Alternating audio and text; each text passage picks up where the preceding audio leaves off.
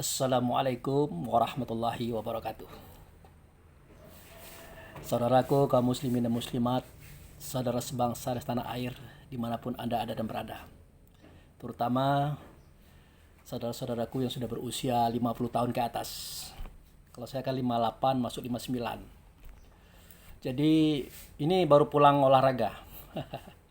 Baru pulang maraton. Saya berangkat tadi jam setengah 9. Itu jarak 3 kilo tuh. Sekarang jam 9 kurang 10 menit. Jadi dari rumah saya terus melingkar diperkirakan sekitar 3 kilo. Sengaja saya menggunakan pola olahraga seperti ini karena usia tua ini kan tidak boleh dibiarkan mandek. Nah jadi ya saya itu dikatakan khusus ya khusus olahraganya. Tapi kalau masalah pakaian ya tetap. Bagi saya pakaian itu enggak masalah. Pakaian yang terbaru sekalipun kalau sudah saya pakai mau saya cuci ya saya pakai dulu untuk olahraga, untuk lari. Termasuk baju ini. Kadang-kadang di acara resmi baju ini saya pakai juga dan untuk olahraga saya pakai juga. Karena sebelum dicuci ya dipakai dulu. Jadi begini saudaraku, kebanyakan kita ini kan kurang memperhatikan kesehatan. Bahkan kita ikhlas rela menerima masa tua itu datang kepada kita. Kalau tua itu sudah pasti. Rentan sudah pasti, apalagi mati. Tetapi kalau masih bisa kita usahakan untuk dipertahankan agar tetap jangan cepat tua. Agar tetap jangan cepat kita mengidap penyakit dan macam-macam itu. Mungkin tidak apa-apa. Kita tanamkan dalam pemikiran kita, perasaan kita sehingga terwujud di dalam bentuk cita-cita rasa. Nah, kalau saya berpola begini. Pertama kali itu yang perlu kita jaga adalah pemikiran, perasaan, dan kejiwaan kita. Itu benar kata Allah dan Rasul ya kita jangan sampai pernah berpikir negatif. Jangan pernah kita berpikir tentang begini begitu, bersangka begini begitu. Dan kita pun dalam pergaulan pun menjaga-jaga. Cari hal-hal yang bermanfaat. Dan memilih orang pun juga berjaga-jaga. Artinya bukan kita memusuhi orang-orang yang tidak cocok dengan kita, tidak. Artinya ada orang yang bisa kita ajak ngomong, ada yang sedang-sedang saja, ada yang sekedar lewat, say hello kata orang sekarang. Begitu. Nah, ini adalah salah satu pola kita untuk bisa menjaga kesehatan itu sendiri. Kemudian, jangan lupa menjaga makan. Nah, ini di masalah makan ini berat. Karena kita laki-laki khususnya ya, kalau perempuan saya tidak tahu karena saya bukan perempuan. Laki-laki itu makannya itu tidak berhenti loh. Artinya dia tidak berpantang, dia tidak berbosan. Bahkan kadang-kadang semakin tua dia semakin banyak makan. Nah, oleh karena itu, saya memilih satu pola. Tadinya pola puasa Senin Kamis. Tadinya begitu. Nah, tapi tidak manjur. Selain Senin Kamis, saya punya waktu untuk makan minum. Saya punya waktu untuk bertemu teman dan kawan. Nah, di situ udah makan, minum. Ya bukan sayanya yang mau makan, tapi mereka ngajak makan. Ditolak bagaimana, tidak ditolak bagaimana. Akhirnya saya makan juga. Apa yang terjadi? Ya, terjadilah pengembangan fisik, gemuk dan sebagainya. Nah, padahal kita paham kalau usia 50 tahun ke atas, seperti saya kan 58 tuh, masuk 59. Itu kan semuanya sudah pada mengecil. Otak mulai mengecil, hati limpa mulai mengecil, paru-paru mulai mengecil, apalagi ginjal mulai mengecil, usus mestinya mengecil, jangan besar. Nah, itu. Nah, jantung juga mengecil, urat pun sudah mulai mengecil dan seterusnya, menyempit semuanya. Nah, oleh karena itu kalau kita tidak menjaga pola makan, kita khawatir komponen fisik kita, organ fisik kita tidak mampu mengolah makanan kita itu. Tidak mampu, apalagi kita tidak pilih-pilih. Oleh karena itu saya gunakanlah pola puasa Senin Kamis. Ternyata tidak mempan. Nah, saya gunakan pola puasa Nabi Daud. Senin puasa, Selasa tidak, Rebu puasa. Nah, karena besok Kamis lanjut puasa. Kemudian Jumat libur, makan artinya. Sabtu puasa, Minggu libur karena banyak kondangan. Nah, kalau sekarang enggak, saya tingkatkan lagi. Bagaimana itu? Nah, ini persoalannya bukan kemauan lagi nih, bukan harapan lagi, tetapi sudah merupakan pakaian kayaknya ya. Seketika saya tidak lagi duduk di atas meja ini, tidak lagi menghadapi hidangan, sewaktu mau berbuka, saya merasa resah. Akhirnya saya menggunakan pola puasa 1 minggu full, kecuali hari Minggu. 1 minggu full, saudara. Nah, itu demi untuk menjaga kesehatan. Kesehatan fisik, kesehatan jasmani, pencernaan, dan seterusnya. Nah, pernah dulu saya ditanya oleh teman-teman, kalau puasa Senin Kamis mereka hafal, itu ada pahalanya. Kalau puasa Nabi Daud, mereka juga pernah mendengar hadisnya. Nah, pas puasa saya ini ditanya, Pak Bu Fikri, Anda itu puasanya kayak gitu, puasa apa? Ya, saya bilang, puasa penampar setan. Kenapa dikatakan puasa penampar setan? Karena pengaruh untuk makan itu luar biasa sekali, saudara. Apalagi kalau kita banyak teman, banyak acara, mau tak mau puasa itu alat untuk mencegah, untuk kita selalu makan. Nah, jadi kalau masalah makan ini bagi mereka yang sudah berusia 50 tahun ke atas, suatu problema yang harus dipahami dan diwaspadai loh. Karena inilah yang menjadikan kita sering terjerembab kepada penyakit dan sakit. Kita kalau sudah tua ini kalau sakit payah. Payah bangkitnya, payah berobatnya, payah sembuhnya. Bahkan penyakit itu akan bertambah-tambah. Itu satu. Kemudian pola pikir, pola rasa. Itu jangan kita bawakan pada hal yang negatif. Walaupun negatif itu ada, ya. Buruk itu ada. Situasi sempit dan sulit itu ada. Tapi kita ini kan orang yang beragama. Hidup kita ini bukan hanya hidup-hidup saja. Kita datang ke dunia ini dijamin oleh Allah dan Rasul rezekinya, kehidupannya. Maka tidak perlu kita pusing.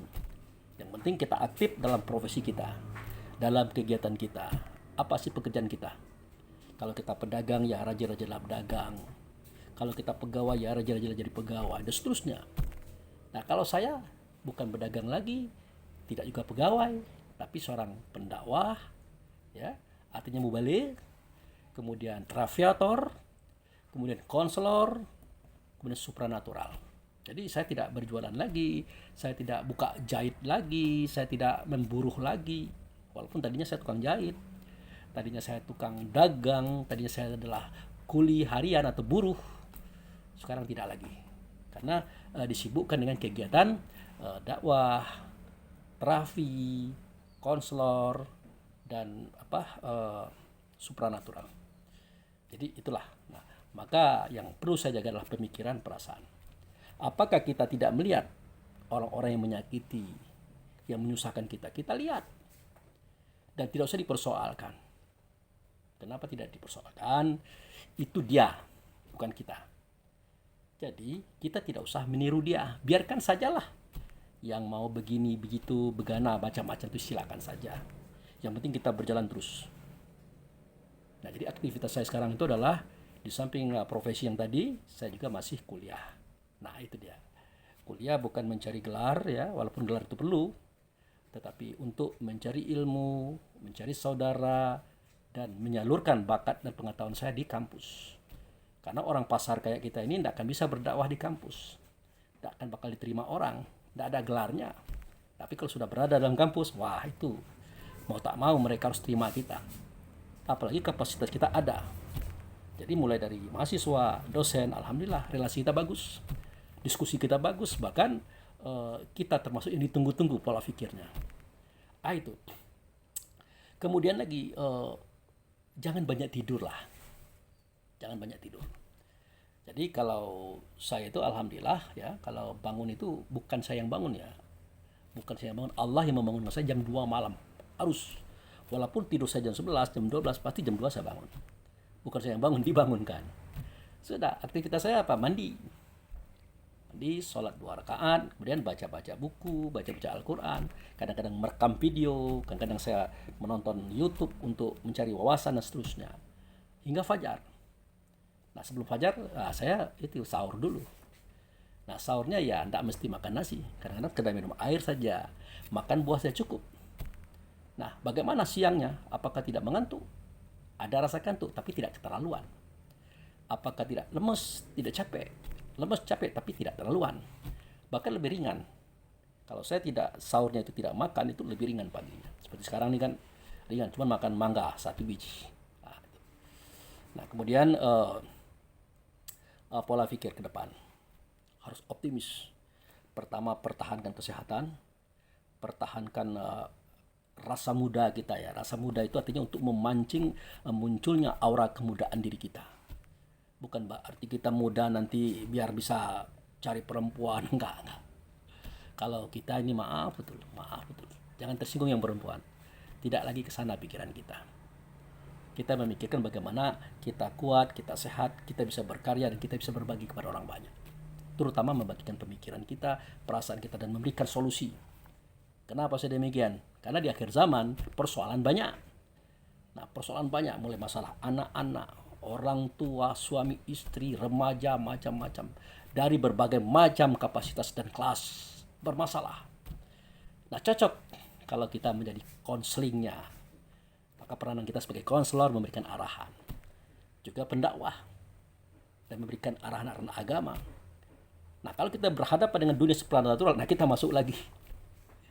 Nah, ini adalah bakat yang Allah berikan kepada saya sewaktu usia 36 tahun.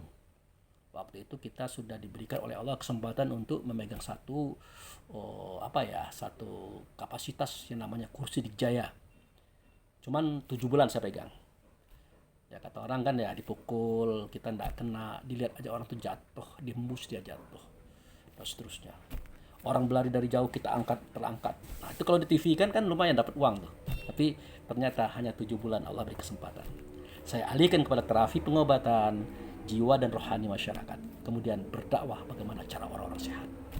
Nah begitu saudara.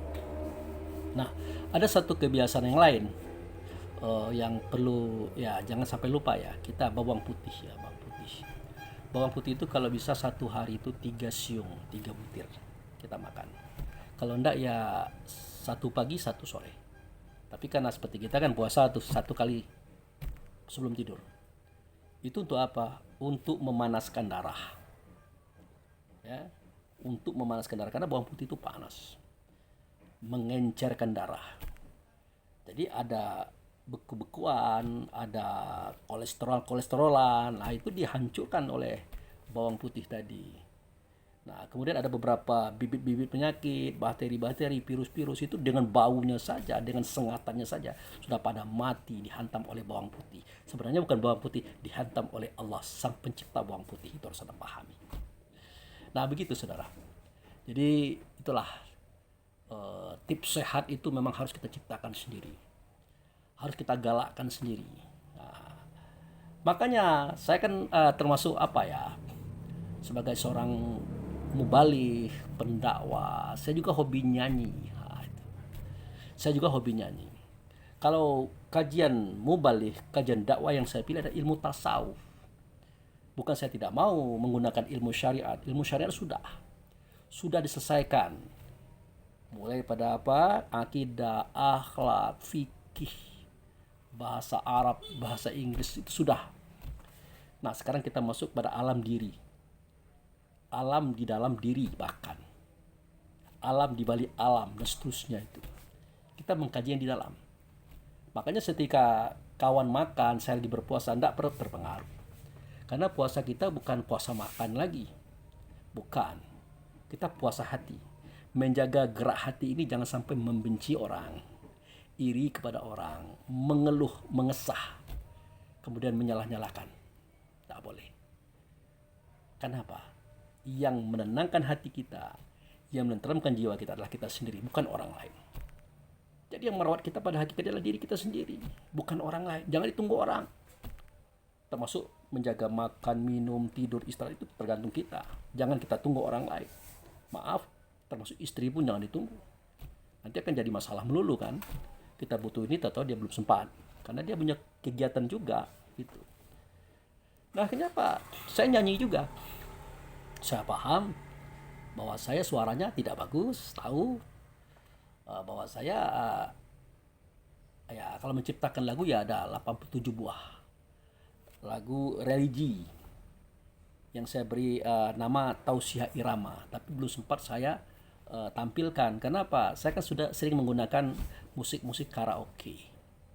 Jadi karaoke-nya dibuat, dibentuk, saya nyanyi, maka dipoles dengan musik-musik itu.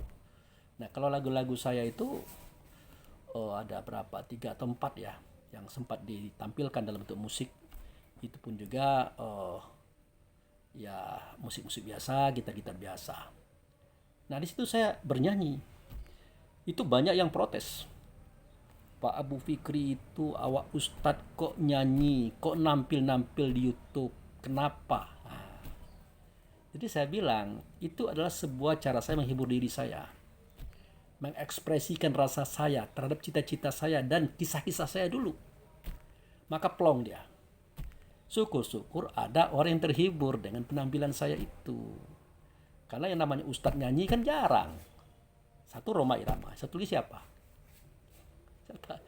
Nah itu mungkin Jeffrey, OJ atau sebagainya. Tapi saya satu di antara mereka. Saya tampil nyanyi. Kemudian ada yang mengatakan kan musik itu haram Pak Abu Fikri. Diharamkan oleh Allah dan Rasul, diharamkan sama agama. Ya boleh saja kita berpikir seperti itu, boleh saja, tidak ada masalah itu, tidak pula ada salahnya gitu. Tetapi kalau saya berpikir sederhana ya, alat musik dulu ya, kita cerita alat musik ya. Alat musik itu menurut saya itu terjadi daripada suara, itu pasti. Apakah itu suara angin, apakah itu suara air, apakah itu suara gesekan benda, ataupun benturan benda, dan berbagai macam jenis benda, dan berbagai macam jenis ukuran, sehingga melahirkan melodi, tinggi rendahnya suara.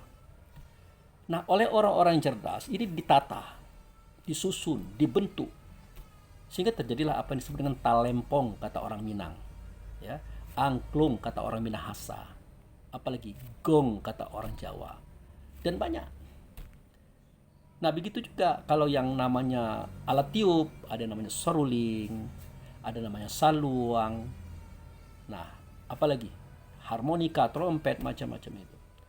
Nah contoh saluang, salung itu kalau saya tidak salah itu lubangnya itu 4. Ditiup oleh orang itu bisa menyanyikan lagu dengan berbagai macam irama. Ini kan sudah unik ini. Artinya tutnya, tangga nadanya 4, mestinya 7. Nah, tapi ada yang lebih unik lagi, siulan.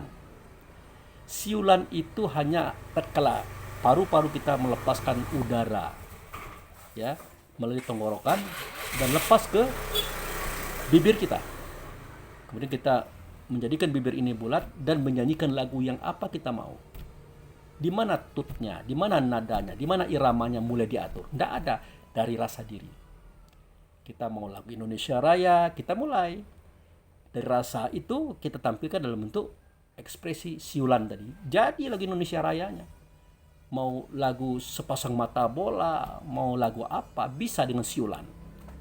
Makanya dulu kita kenal namanya Gunadi. Gunadi itu dia siulannya bagus, bisa panjang, bisa pendek, bahkan bisa menyanyikan lagu apa saja.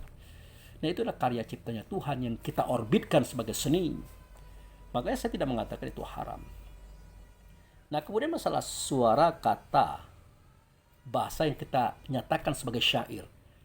Yang tidak nyanyi juga kita ngomong kok. Apakah kita ngomong itu haram? Jawabnya haram.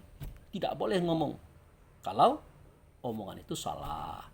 Omongan itu tidak benar, omongan itu tidak baik. Kalau baik silakan saja. Lalu kenapa kita tidak gunakan itu sebagai syair dalam lagu-lagu kita? Gunakan dong. Dan tidak mesti melulu tentang agama, religi, tidak mesti. Ya masalah cinta juga kan agama juga.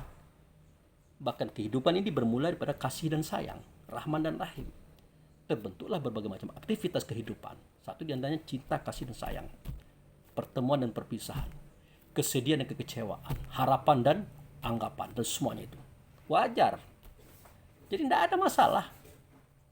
Nah, tapi bagi kita yang mengharamkan ya silakan saja. Ya Anda tidak usah nyanyilah, karena Anda sudah mengharamkan. Kalau saya tetap, karena menghibur diri saya sendiri dan menghibur orang lain. Meskipun saya tahu bahwa suara ini tidak bagus, tapi tidak apa-apa. Walaupun tidak bagus, menurut Allah bagus. Menurut Allah bagus, karena Dia yang buat. Makanya saya mengatakan suara saya bagus, walaupun tidak sebagus Ariel Veterpen misalnya, apalagi Ahmad Albar dan beberapa penyanyi. Nah, kalau idola lagu saya itu jelas saya merujuk ataupun berkiblat kepada lagu-lagu lama. Karena saya tuh mulai cenderung dengar musik itu di usia 5 tahun ya. Sebenarnya di usia 3 tahun itu sudah mulai. Nah, jadi situ saya mulai. Nah, grup favorit saya itu adalah Koes Plus, ya. Favorit grup The Mercies, Deloitte, Panbers. Itu grup favorit saya tuh. Dan dari situ saya memunculkan kreasi daripada pemikiran untuk bernyanyi tadi. Nah, semua ini adalah merupakan obat bagi saya dan juga obat bagi Anda sebenarnya. Karena saya bukan ahli kesehatan, saya tidak tahu ada sebuah hormon yang keluar dari otak tadi seketika kita bergembira, seketika kita bernyanyi. Maka dia akan mengobati semua penyakit-penyakit sel yang sudah rusak. Semua penyakit-penyakit yang menyerang daripada diri kita, dia akan menghantam semua itu, menghabiskan semua itu. Jadi bernyanyi itu jangan Anda kira salah, tapi dia juga alat untuk memunculkan hormon daripada otak kita, sehingga dengan itu dia menghabiskan penyakit-penyakit apapun yang ada pada tubuh kita. Nah, itu hanya bisa dikeluarkan kalau kita ketawa, kalau kita gembira. Nah, itu. Nah, kemudian ini yang terakhir sebagai penutup, kepada kita yang berusia 50 tahun ke atas, hati-hati. Usia puncak itu adalah usia 40. Dari usia 1 sampai 40 itu puncak. 40 ini tidak akan naik lagi nih, pasti akan menurun, ibarat gunung. Nah, karena dia menurunlah, maka kita berusaha untuk menjaga kestabilan itu sendiri. Setidak-tidaknya seperti usia 40 lah, tidak turun-turun begitu. Nah, oleh karena itu jagalah pemikiran, jaga perasaan. Jangan sampai terganggu, terguncang. Kenapa? Saya katakan, kalau masalah penyakit itu bermula daripada penyakit hati. Iri, dengki, hasut, fitnah, tamak, laba, dan sombong. Itu kalau tidak dicabut oleh Allah melalui sholat kita, itu akan menjadi penyakit fisik. Karena di dalam hati itu ada penyakit, maka Allah tambah penyakit itu, maka menjalarlah dia ke fisik. Maka apapun yang terjadi fisik kita itu bermula daripada penyakit hati. Nah, bagaimana kalau itu anak bayi atau anak-anak? Nah, itu penyakit yang ditimbulkan daripada pengaruh gen yang ada di dalam kandungan sewaktu dia masih kecil. Bisa jadi dari situ, kelebihan hormon atau kekurangan hormon. Nah, atau efek daripada gangguan yang kita tidak tahu. Mungkin dia pernah jatuh, ya. Mungkin dia pernah terpental, mungkin dia pernah macam-macam lah, terganggu aura macam-macam, dia sakit. Nah, tapi kalau untuk orang yang sudah dewasa, rata-rata penyakit itu dimulai daripada penyakit rasa diri, penyakit hati. Nah itu jangan. Itu akan menyusahkan kita. Nah, di usia 40 ke atas, nah itu mau orang bersih hatinya, mau orang kotor hatinya, yang penyakit pasti datang. Kenapa? Karena efek daripada ketahanan fisik, imun kita itu menurun dia. Di samping itu juga onderdil, katakanlah begitu ya, komponen ataupun organ kita juga sudah menyusut. Maka peluang-peluang sakit pasti datang, pasti. Tapi itu tidak terasa. Itu tidak terasa seketika kita senang, gembira, dan riang. Tertutupi dia. Nah, yang unik adalah seketika dia biasa tertutupi, biasa tidak muncul, maka dia benar-benar tidak muncul, saudara. Benar-benar tidak muncul. Tapi seketika kita mulai masuk kepada pusing pemikiran, pusing perasaan, mulai kita resah dalam kehidupan, maka semua penyakit dia mulai muncul, mulai terasa. Sakit kepala, sakit dada, sakit kaki, semua mulai terasa. Kenapa? Karena ketahanan tubuh kita pun menurun. Nah, itu saja mungkin saudara-saudaraku, sekedar informasi bagi kita semuanya atas tips dari saya untuk sehat, agar kita tetap segar bugar, mempertahankan kemudahan kita, kekuatan kita. Demi apa? Demi kebaikan kita bersama, keluarga dan kaum kerabat. Oke, nah itu jangan lupa. Nah, saya pun tak lupa meminta maaf, ya, karena ini adalah tips sehat, maka kita tidak menggunakan ayat dan hadis, tidak mengurai dan mengkaji. Tapi apa yang saya sampaikan adalah dasar-dasar kaji yang saya dapat daripada pengalaman harian. Oke, jangan lupa olahraga, jangan lupa jaga makan, jangan lupa menjaga perasaan dan pemikiran supaya kita selalu fit dan tetap sehat dan tetap awet muda. Oke. Ya. Assalamualaikum warahmatullahi wabarakatuh.